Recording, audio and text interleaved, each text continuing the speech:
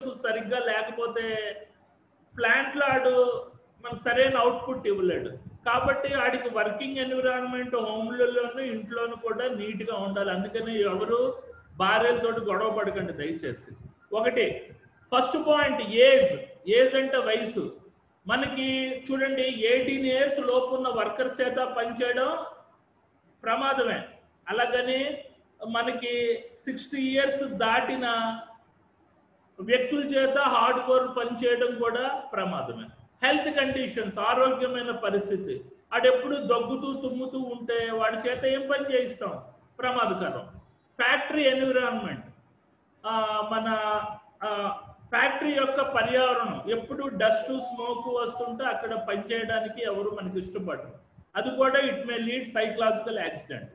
Home environment, ఇంట్లో ఉండే వాతావరణం, ఇంట్లో హోమ్లీ వాతావరణం క్రియేట్ చేయాలి. ఎప్పుడు భార్యతోటి పిల్లలతోటి టెన్షన్స్ వచ్చాయనుకో అతను ఫ్యాక్టరీకి వచ్చి సరైన ఎప్పుడు అదే ఆలోచనలో ఉంటాడు. ఆలోచనలు ఏదో మిషన్లో చేతి పెడతాడు అనమాట. ఫైనాన్షియల్ పొజిషన్ అంటే డబ్బు సమస్య. బేసికల్గా ఇప్పుడు గవర్నమెంట్ ఎంప్లాయీస్ని పక్కన పెట్టండి, వాళ్ళకి మోర్ దాన్ ఇనఫ్ వస్తుంది. జనరల్గా ఈ ఫ్యాక్టరీస్లో పనిచేసే వర్కర్స్ కానీ సూపర్వైజర్స్ కానీ వాళ్ళకి వచ్చే శాలరీ సరిపోవట్లేదు. అవుట్ సైడ్ సోర్స్ ఉండాలన్నమాట. వాళ్ళు వచ్చే డబ్బుల మీద టోటల్ ఎంటైర్ ఫ్యామిలీ నడవాలంటే ఆడికి మొత్తం సరిపోక అప్పులకు వెళ్తుంటాడు. అది కూడా మనకి సైకలాజికల్ మనకి ఎఫెక్ట్ కొడుతుంది. తర్వాత రెక్లెస్ యాటిట్యూడ్, నిర్లక్ష్యమైన వైఖరి, నువ్వేట్రా నాకు చెప్పేది అని ఆ రకమైన యాటిట్యూడ్ ఉండకూడదు. డే డ్రీమింగ్, ఎప్పుడు పగటి కళ్ళు కనకూడదు. పని చేస్తున్నప్పుడు వర్క్ మీద ఫోకస్ పెట్టాలి. మైండ్ ఒక చోట వర్క్ ఒక చోట ఉండకూడదు. ఓవర్ కాన్ఫిడెన్స్, ఎక్కువ అతి నమ్మకం ఉండకూడదు. కాన్ఫిడెన్స్ ఉండొచ్చు కానీ ఓవర్ కాన్ఫిడెన్స్ ఉండకూడదు. అది కూడా సైకలాజికల్ ఫ్యాక్టర్, దెబ్బ కొడుతుంది.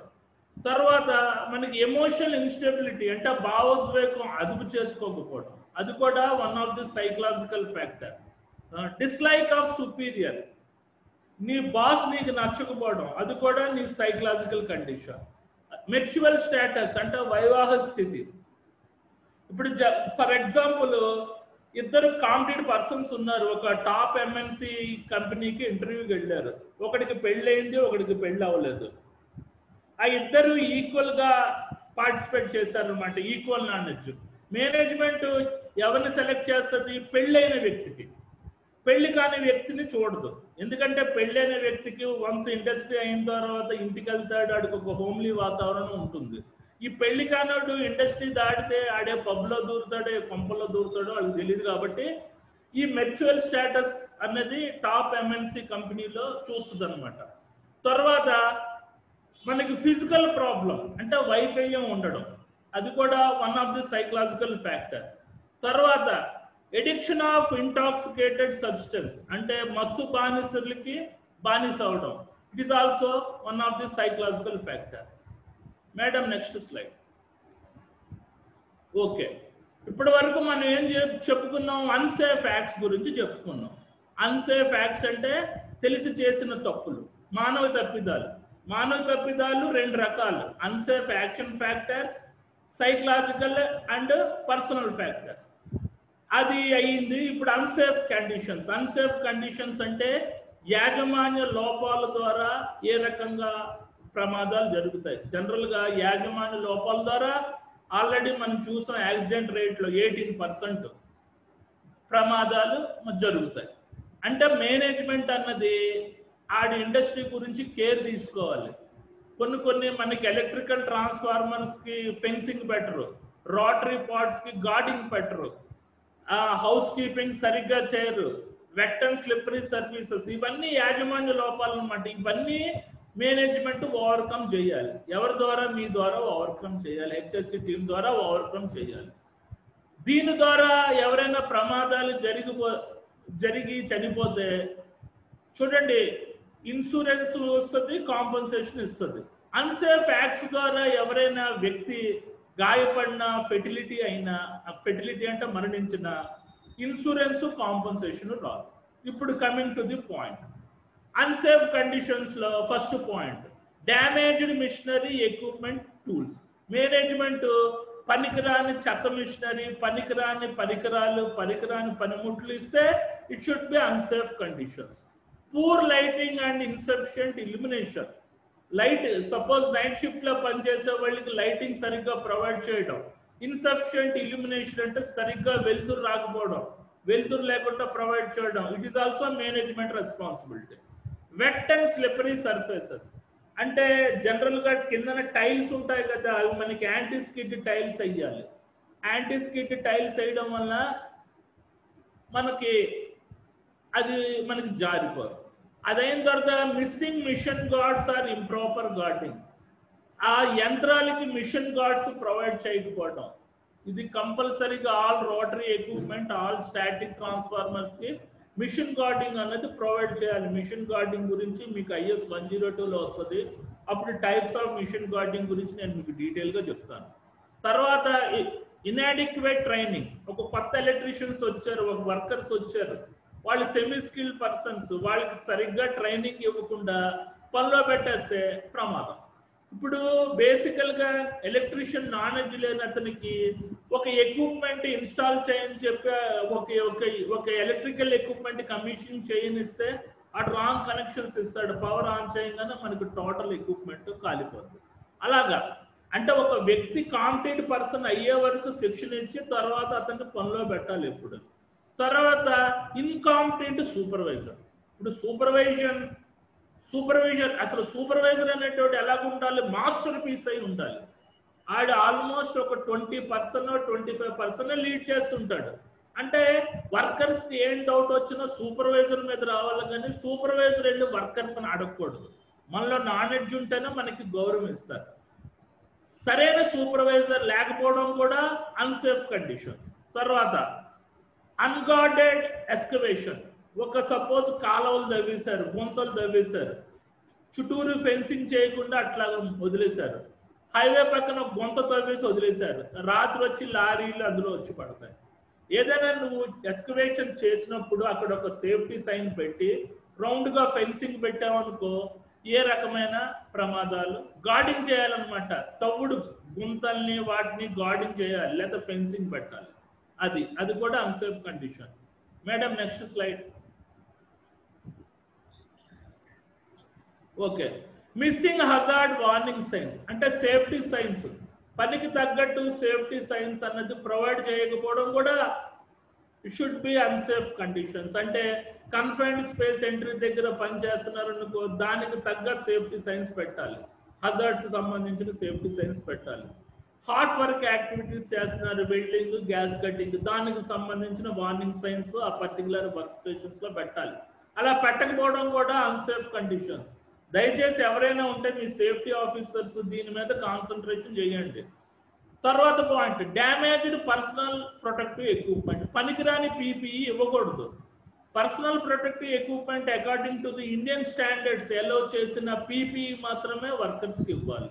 Improper storage. చెత్త చెదారంగా మనకి స్టోరేజ్ చేయకూడదు. ఇది ఒక గుడ్ హౌస్ కీపింగ్ లో ఒక మంచి టెక్నిక్. అంటే ఏ రకంగా ఎక్విప్మెంట్స్, టూల్స్ స్టోరేజ్ చేయాలనేది మీకు గుడ్ హౌస్ కీపింగ్ లో చేస్తాను. తర్వాత ట్రాష్ అక్యుములేషన్, చెత్త పేరుకుపోవడం, it is also unsafe conditions. Excessive noise.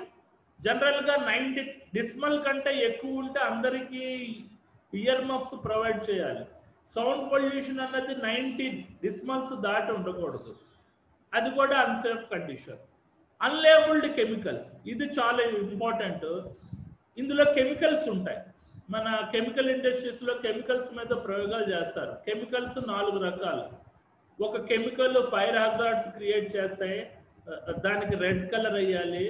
ఇంకొక కెమికల్ ఎన్విరాన్మెంట్ హజార్డ్స్ క్రియేట్ చేస్తాయి, దానికి వైట్ లేబుల్ వేయాలి. ఇంకో కెమికల్ హెల్త్ హజార్డ్స్ క్రియేట్ చేస్తాయి, దానికి బ్లూ కలర్ లేబుల్ వేయాలి. ఇంకోటి ఏదో ఉంది. అలాగే 4 రకాలుగా మెటీరియల్ సేఫ్టీ డేటా షీట్స్ వచ్చినప్పుడు చెప్తాను ఈ అన్లేబుల్ కెమికల్స్ గురించి. తర్వాత exposed electrical circuits and overloaded circuit. Suppose ఏదైనా ఒక ఎలక్ట్రికల్ డివైస్ కవర్స్ ఓపెన్ చేసి ఉండడం, కనెక్షన్స్ ఇచ్చేటప్పుడు కవర్స్ తీసి ఇచ్చి కవర్ పెట్టకుండా వెళ్ళిపోతారు. ఆ కవర్ చేయకపోవడం వల్ల ఎవరైనా వ్యక్తి వచ్చి టచ్ చేస్తే short dead. Plus overload circuits, ఇది చాలా ఇంపార్టెంట్. అసలు ఓవర్లోడ్ సర్క్యూట్ గురించి చాలా ఇంపార్టెంట్. ఆ పర్టికులర్ ఎక్విప్మెంట్ ఎంత యాంప్స్ పవర్ తీసుకుంటుందో అది చూడాలి. దానికి ఇన్పుట్ కనెక్షన్ యొక్క పవర్ కేబుల్ కెపాసిటీ ఎంత. మళ్ళీ చెప్తున్నాను, పర్టికులర్ ఎక్విప్మెంట్ ఎంత యాంప్స్ పవర్ తీసుకుంటుంది, దానికి వచ్చే ఇన్పుట్ కనెక్షన్ యొక్క కేబుల్ స్టాండర్డ్ ఎంత. సపోజ్ 20 యాంప్స్ పవర్ తీసుకుంటుంది అనుకో ఆ పర్టికులర్ ఎక్విప్మెంట్, దానికి 30 యాంప్స్ సరిపడా పవర్ కేబుల్ ఇవ్వాలి. అలా కాకుండా 10 యాంప్స్ సరిపడా పవర్ కేబుల్ ఇచ్చామనుకో ఏమవుతుంది, ఆన్ చేసినప్పుడు టోటల్ ఓవర్లోడింగ్ అయ్యి షార్ట్ సర్క్యూట్ అయ్యి ఫైర్ హజార్డ్ జరగడానికి అవకాశం ఉంది. కాబట్టి చాలా కీ పాయింట్ ఇక్కడ, ఏ ఎక్విప్మెంట్ ఓవర్లోడెడ్ అవ్వకూడదు. దీని గురించి మీకు డీటెయిల్గా నేను ఎలక్ట్రికల్ సేఫ్టీలో చెప్తాను. Next slide. మీకు 10 minutes కేటాయిస్తాను డౌట్స్కి, అట్లా హోల్డ్ చేయండి, ఏం పర్వాలేదు. తర్వాత trip, slip and fall hazards. Trip అంటే జారి వెనక్కి పడడం, స్లిప్ అంటే తూలు ముందు పడడం, ఫాల్ అంటే పైనుంచి పడడం. ఇది హౌస్ కీపింగ్ సరిగ్గా లేకపోతే ఈ రకమైన హజార్డ్స్ ఉంటాయి. Unprotected projections, unprotected open man holes. చూడండి, కొన్ని మ్యాన్ హోల్స్ తీసేస్తారు, తీసేసి తర్వాత ఏదైనా రిపేర్ చేసేటప్పుడు చుట్టూరు బ్యారిగేట్ కట్టి ఒక సేఫ్టీ సైన్ పెట్టాలి. లేకపోతే నాలాంటి చూసుకోకుండా మ్యాన్ హోల్ కవర్లో పడిపోతారు. ఇప్పుడు చూడండి, హైదరాబాద్లో వర్షాకాలం మీకు తెలిసిందే, వాటర్ మోకాలు లోతు వచ్చేస్తుంది. ఈ మున్సిపాలిటీ వాళ్ళు ఏం చేసేస్తారు, మ్యాన్ హోల్ కవర్స్ తీసేస్తారు. తీసేస్తే వాటర్ అంతా డ్రైనేజ్లోకి వెళ్ళిపోద్దని వాళ్ళ బాధ. ఓకే, వెళ్తుంది, నడుస్తూ ఆ తాలూకా మ్యాన్ హోల్ కవర్లో పడిపోయి చచ్చిపోయిన వాళ్ళు. జనరల్లీ ఇలాంటి యాక్సిడెంట్స్ 2 అవుతూ ఉంటాయి. ఎప్పుడు మన్సూన్ సీజన్లో హైదరాబాద్లో. ఇప్పుడు ఎలాగుందో మరి నాకు తెలియదు హైదరాబాద్ సంగతి, నేను ఉండే టైంలో చెప్తున్నాను. ఓకే, చాలా జాగ్రత్తగా ఉండాలి అన్ప్రొటెక్టెడ్ ఓపెన్ మ్యాన్ హోల్స్ దగ్గర. కంజెస్టెడ్ వాక్ వేస్, ఇరుగ్గా ఉండే రహదారులు ఉండడం కూడా అన్సేఫ్ కండిషన్. ఏంటంటే ఎమర్జెన్సీ వచ్చినప్పుడు, పారిపోయేటప్పుడు ఇలా కంజెస్టెడ్గా వాక్లో పరిగెత్తారనుకో ఒకరినొకరు తన్నుకొని చనిపోయే అవకాశం ఉంది. ఇప్పుడు చూడండి, సినిమాలు చూస్తున్నప్పుడు బాంబు అని ఏదైనా మనకి బెదిరింపు వస్తే 2 గేట్లే తీస్తారు, జనాలందరూ ఒకేసారి పడిపోతారు. ఆ బాంబు పేలుతుందో మనకు తెలియదు, కానీ ఆ కుక్కుపోయి చనిపోతుంటారు అనమాట. ఎప్పుడు సేఫ్ యాక్సెస్ అండ్ ఎగ్రెస్ ఉండాలి ఇండస్ట్రీస్లో. అంటే క్షేమంగా ప్రవేశించేటట్టు, క్షేమంగా బయటపడేటట్టు ఉండాలి. తర్వాత ఇన్యాడిక్వేట్ వెంటిలేషన్, వెలుతురు సరిగ్గా లేకపోవడం. తర్వాత ఇంప్రాపర్ మెయింటెనెన్స్. చూడండి, ప్రతి ఎక్విప్మెంట్స్కి preventive maintenance and schedule maintenance అని ఉంటుంది. యంత్రాలు అవి కూడా మనుషులు లాంటివే. సపోజ్ మనకి 2 వీలర్ ఉంది, ఎవ్రీ 3 నెలలకు ఒకసారి ఇంజిన్ ఆయిల్ మార్చాలి, బ్రేక్ లైనర్ సెట్ చేయించాలి, గ్రీజింగ్ చేయాలి. అలాగా ప్రతి ఎక్విప్మెంట్ని సరిగ్గా నిర్వహిస్తూ ఉంటే 5 సంవత్సరాలు రావాల్సిన మనకి ఎక్విప్మెంట్ 10 సంవత్సరాలు వస్తుంది. అలాగే ఈ ఎక్విప్మెంట్స్ని మెయింటైన్ చేయకుండా కంటిన్యూస్గా 24 hours రన్ చేశారంటే అది ఎక్విప్మెంట్ ఎప్పుడప్పుడు దాని యొక్క కోర్ పార్ట్స్ డ్యామేజ్ అవుతాయి. రన్నింగ్లో ఒకేసారి డ్యామేజ్ అయింది అనుకో, it should be big hazard. అలాగే మెయింటెనెన్స్, ప్రతి ఎక్విప్మెంట్కి ప్రివెంటివ్ మెయింటెనెన్స్, షెడ్యూల్ మెయింటెనెన్స్ చేయాలి. తర్వాత లాస్ట్ పాయింట్, రేడియేషన్ ఎక్స్పోజర్, అంటే 360 degrees వ్యాపించే ఉష్ణోగ్రత. Right, next slide madam. ఇప్పుడు అన్సేఫ్ యాక్ట్స్ గురించి చెప్పాను, అన్సేఫ్ కండిషన్స్ గురించి చెప్పాను. ఇది న్యాచురల్ కెలామిటీస్. న్యాచురల్ కెలామిటీస్ అంటే ప్రకృతి వైపరీత్యాలు. ఇవి వచ్చాయంటే ఎవడు ఏం చేయలేడు, అందరూ తూర్పు తిరిగి దండం పెట్టడం. అవేంటి? Number 1 floods, number 2 tsunami. చూడండి, ఇక్కడ టీ సైలెంట్గా ఉంటుంది. సునామీ అంటే సముద్రం పొంగడం. హరికేన్స్, ఇది జనరల్గా అమెరికాలో ఎక్కువ వస్తుంటాయి. అంటే తుఫాన్, మన హుద్హుద్ తుఫాన్ రేంజ్ ఉంటాయి అన్నమాట. తర్వాత ఎర్త్ క్విక్స్, భూకంపాలు. Madam next slide. Wild fire, ఇది జనరల్గా ఎండాకాలంలో అవుతూ ఉంటాయి. మన ఆస్ట్రేలియాలో వైల్డ్ ఫైర్ అయ్యి కొన్ని వేల హెక్టార్స్ ఏవో తగలడిపోయాయి. ఇది కూడా న్యాచురల్ కెలామిటీ. డ్రాట్స్ అంటే కరువు. దేవుడి దేవల్ల జగన్మోహన్ రెడ్డి వచ్చిన తర్వాత మనకు కరువు లేదు. చంద్రబాబు నాయుడు ఉండేటప్పుడు ఎప్పుడు కరువే. తర్వాత ఎక్స్ట్రీమ్ టెంపరేచర్స్, అంటే ఉష్ణోగ్రతలో హెచ్చు తగ్గులు. అంటే ఎక్కువ టెంపరేచర్ ఉండడం ప్రమాదమే, అతి తక్కువ టెంపరేచర్ ఉండడం కూడా ప్రమాదం. తర్వాత వాల్కనిక్ ఎరప్షన్ అంటే అగ్ని ప్రమాదాలు పేలడం. ఇవన్నీ మనకి న్యాచురల్ కెలామిటీస్. మీరు 4 మార్క్స్ అడిగారనుకో ఈ పాయింట్స్ రాయండి. 8 మార్క్స్ అడిగితే అన్ని రాసి ఒక్కొక్క దాని గురించి మీకు వచ్చిన పాయింట్స్ రాసేస్తూ వెళ్ళిపోండి. మేము ఓన్లీ హెడ్డింగ్స్ చూస్తాం. ఓకేనా? Right, next slide madam, next slide. Okay, ఇది చాలా ఇంపార్టెంట్. టైప్స్ ఆఫ్ యాక్సిడెంట్స్ అంటే యాక్సిడెంట్స్ లో రకాలు. ఇప్పటి వరకు మనం యాక్సిడెంట్ రేట్ గురించి చెప్పాం. నెంబర్ 2 వచ్చేసరికి యాక్సిడెంట్ టైప్స్, ప్రమాదాల రకాలు ఏంటి. ఇందులో ఆల్మోస్ట్ 13 రకాల టైప్ యాక్సిడెంట్స్ ఉంటాయి. Struck by, struck against, contact by, contact with. తర్వాత స్లైడ్స్ లో మిగిలిన ఉంటాయి. First struck by type of accident. Struck by type of accident అంటే స్ట్రక్ బై అంటే తో పట్టుబడుట. A person is forcefully struck by an object. The force of contact is provided by object. అంటే ఒక ఎక్విప్మెంట్ వ్యక్తిని లాక్కోవడం అన్నమాట. ఫోర్స్ఫుల్ గా ఒక యంత్రంలో మనిషి చిక్కుకుపోవడాన్ని స్ట్రక్ బై టైప్ యాక్సిడెంట్ అని అంటారు. నెంబర్ 2 స్ట్రక్ ఎగ్నెస్ట్ అంటే ఆ పర్టికులర్ ఆబ్జెక్ట్ కానీ ఇక్కడ ఫోర్స్ ఆఫ్ కాంటాక్ట్ అనేది ఫస్ట్ దాంట్లో స్ట్రక్ బైలో ఎక్విప్మెంట్ ప్రొవైడ్ చేస్తారు. ఇక్కడ మనకి struck against type of accident కి ఫోర్స్ ఆఫ్ కాంటాక్ట్ అనేది మనిషి ప్రొవైడ్ చేస్తారు. కొద్దిగా తేడా ఉంటుంది, గమనించండి. Number 2 struck against provides a person is forcefully struck on a object. The person force or energy అంటే వ్యక్తి యొక్క ఫోర్స్ వల్ల ఒక ఆబ్జెక్ట్ కు గుచ్చుకుపోవడం. ఇప్పుడు ఏంటంటే ఒక వ్యక్తి నడుస్తూ ఒక యంత్రం యొక్క షార్ప్ మనకు గుచ్చుకుపోవడం. ఇక్కడ ఫోర్స్ ఆఫ్ కాంటాక్ట్ ఎవరు ప్రొవైడ్ చేస్తారు? వ్యక్తి. ఇది స్ట్రక్ ఎగ్నెస్ట్ టైప్ మనకి యాక్సిడెంట్. ఇవి కొద్దిగా టిపికల్ గా ఉంటాయి. మీరు ఇవన్నీ బట్టి కొట్టి దీనికి రిలేటెడ్ గా ఏవో పాయింట్స్ రాయాలి. ఇది IS 102లో కంపల్సరీ క్వశ్చన్, 102లో కానీ 103లో కానీ. నెంబర్ 3 కాంటాక్ట్ బై అంటే ద్వారా వ్యాపించుట. Contact by a substance or material that are very nature in harmful and cause injury. ఇప్పుడు ఒక వ్యక్తి కెమికల్ క్లీనింగ్ యాక్టివిటీస్ చేస్తున్నాడు, ట్యాంక్ లో దూరి. అతను సరిగ్గా పీపీ మనకి వేసుకోలేదు. ఆ కెమికల్కి, ఆ ప్రమాదకరమైన కెమికల్కి కాంటాక్ట్ అయ్యాడు. దాని ద్వారా వాడికి ప్రమాదం జరిగింది. ఇది కాంటాక్ట్ బై టైప్ యాక్సిడెంట్ అంటారు. ఇది జనరల్ గా ఫార్మా ఇండస్ట్రీస్ లో జరుగుతాయి. కాంటాక్ట్ విత్ ఇది వలన వ్యాపించుట. కాంటాక్ట్ బై అంటే ద్వారా వ్యాపించుట. కాంటాక్ట్ విత్ అంటే వలన వ్యాపించుట. A person come in contact with harmful substance or material, the person initiate the contact. ఇక్కడ ఒక కెమికల్ ప్లాంట్ లో ఒక కెమిస్ట్ ప్రయోగాలు చేస్తున్నాడు. సరైన పీపీ మనకి వేసుకోలేదు. ఆ కెమికల్స్ మీద ప్రయోగాలు చేస్తున్నప్పుడు దాని నుంచి వచ్చే ఇన్హలేషన్ పీల్చడం ద్వారా అతని కార్డియోప్రిమినరీ యాక్షన్ దెబ్బతింటుంది అనమాట ఫ్యూచర్లో. అది చూసుకోవాలి. ఇది కూడా కెమికల్ ప్లాంట్స్ లో జరిగే మనకి యాక్సిడెంట్ అనమాట.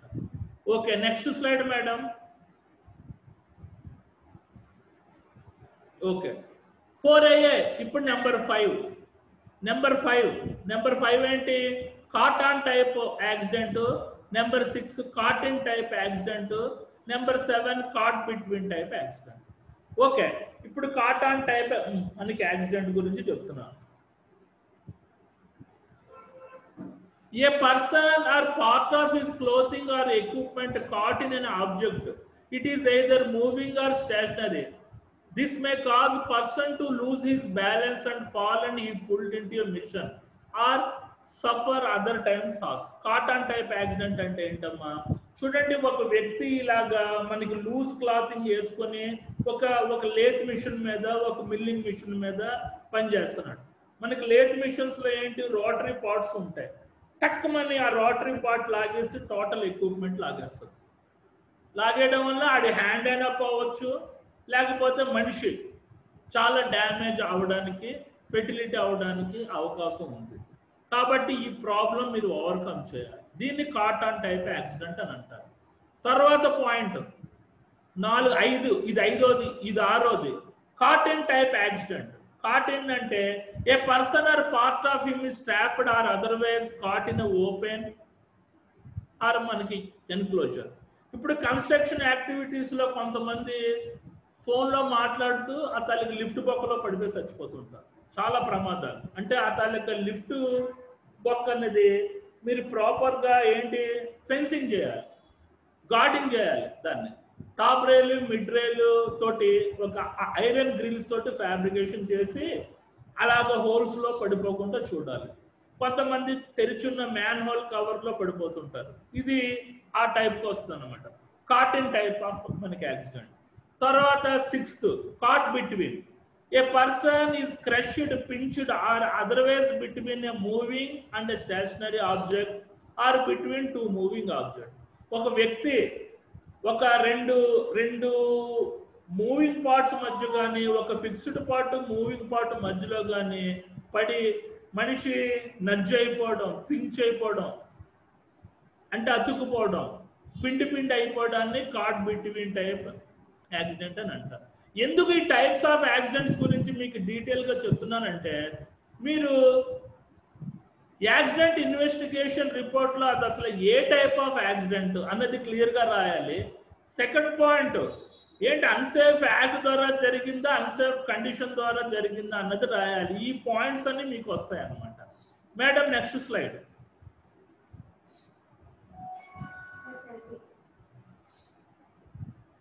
Madam next slide. ఓకే, ఇప్పటి వరకు 9 అయ్యాయి. 10th fall to the surface, 11th fall below, 12th over exertion, 13th bodily reaction, 14th over exposure. Okay 10 minutes. Okay, ఇప్పుడు fall to the surface. Fall to the surface అంటే ఏంటి, a person slips or trips when he's walking or standing. అంటే నడుస్తున్నప్పుడు జారి పడిపోవడం, అంటే ఉన్న పడంగా కుప్పకూలిపోవడం అనమాట. దీన్ని ఫాల్ టు ది సర్ఫేస్ అని అంటారు. ఫాల్ బిలో, హైట్స్లో పనిచేసిన వ్యక్తి పైనుంచి కింద పడిపోవడాన్ని ఫాల్ బిలో టైప్ యాక్సిడెంట్ అని అంటారు. కొద్దిగా టైం తక్కువగా ఉంది, స్పీడ్గా చెప్పాల్సి వస్తుంది, ఏమనుకోకండి. తర్వాత ఓవర్ ఎక్స్ట్రాక్షన్ అంటే వెట్టి చాకిరి. మీరు ఈ డిస్క్రిప్షన్ చదువుతూ ఉండండి, నేను తెలుగులో చెప్పుకుని వెళ్ళిపోతాను.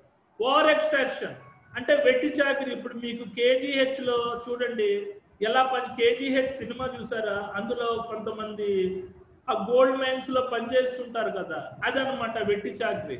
అలా చేయించకూడదు ఎవరిని. A person over extends or strain himself well performing work. తర్వాత 10, 11, 12, 13 బాడీలీ రియాక్షన్. బాడీలీ రియాక్షన్ అంటే ఆ వ్యక్తికి శక్తి లేకపోయినా బలవంతంగా అంటే 2 షిఫ్ట్లు పనిచేయించడం. ఒక వర్కర్ని 2 షిఫ్ట్లు పనిచేయించడం వల్ల బాడీలీ రియాక్షన్ టైప్ యాక్సిడెంట్ వస్తుంది. caused slowly from stress imposed by the free movement of the body or assumption of straining, unnatural body position, a leading source of injury.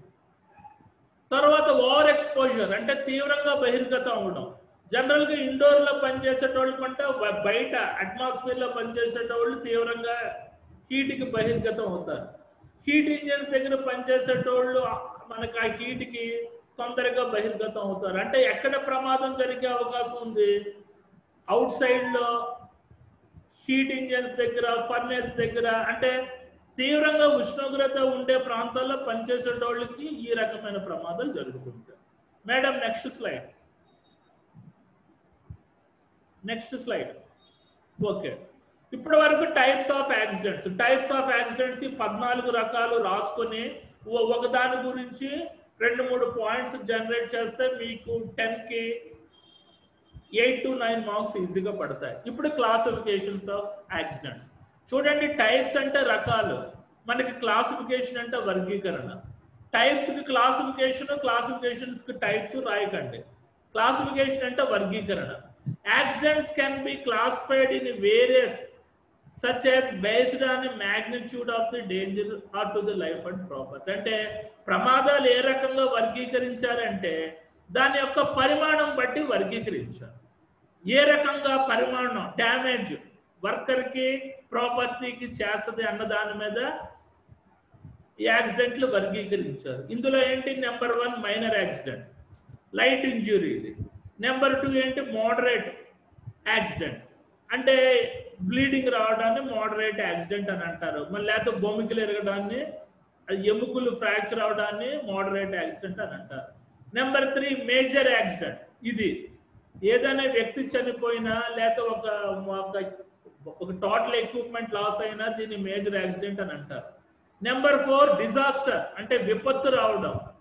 విపత్తు అంటే ఏంటి, లాస్ మినిమం ఒక 10 to 12 మెంబర్స్ వరకు చనిపోవడం, లేకపోతే ఒక total equipment damage అవ్వడం. For example మన కన్స్ట్రక్షన్ సైట్ లో ఓవర్ హెడ్ క్రేన్ కుప్పకూలిపోవడం, this is nothing but disaster. ట్రైన్లో వెళ్తున్నప్పుడు బాంబు పేలి ఒక ఎక్విప్మెంట్ పూర్తిగా కాలిపోవడం, this is nothing but a disaster. Madam next slide. Next slide. Okay, 5th temporary partial disability, అంటే తాత్కాలికంగా పాక్షికంగా వైకల్యం రావడం. ఇదేంటి, సపోజ్ ఒక వర్కర్ పనిచేస్తున్నప్పుడు గాయపడ్డాడు, ఆడికి ఫ్రాక్చర్ అయింది, ఆడికి 2 నెలలు హాస్పిటల్లో ట్రీట్మెంట్ చేసుకున్నాడు, వాడు రీజైన్ చేసాడు, మళ్ళీ వర్కర్కి వచ్చాడు. దీన్ని టెంపరరీ పార్షల్ డిజేబిలిటీ అని అంటారు. నెంబర్ 6 పర్మనెంట్ పార్షల్ డిజేబిలిటీ, అంటే చూడండి తేడాలు ఉంటున్నాయి, మీరు క్లియర్గా చదవాలి ఇవన్నీ. ఒక వ్యక్తి పనిచేస్తున్నప్పుడు ఒక చెయ్యి కట్ అయింది, ఇక్కడ వరకే, ఓన్లీ ఫింగర్స్ వరకు కట్ అయ్యాయి. అతను హాస్పిటల్కి వెళ్ళాడు, కట్ చేశారు, తర్వాత గాయం క్యూర్ అయింది, మళ్ళీ రిటర్న్ ఇండస్ట్రీస్ వచ్చాడు. అతనికి తీసేయకూడదు, ఏదైనా చిన్న జాబ్ లాంటిది ప్రొవైడ్ చేయాలి కంపెనీ. దీన్ని పర్మనెంట్ పార్షల్ డిజేబిలిటీ అని అంటారు. Madam next slide. Next slide. Temporary total disability, అంటే పూర్తిగా పాక్షికంగా వైకల్యం రావడం. అంటే ఏంటి, ఒక వ్యక్తి పనిచేస్తున్నప్పుడు అతనికి చెయ్యో కాలో పోయింది, చెయ్యో కాలో పూర్తిగా పోతే అతన్ని ఏ సెక్యూరిటీ గార్డ్ కిందో ఎక్కడో పెట్టాలి, అతనికి కాంపన్సేషన్ ప్రొవైడ్ చేయాలి. దీన్ని టెంపరరీ టోటల్ డిసేబిలిటీ అని అంటారు. That disability is a total and not able to work all for but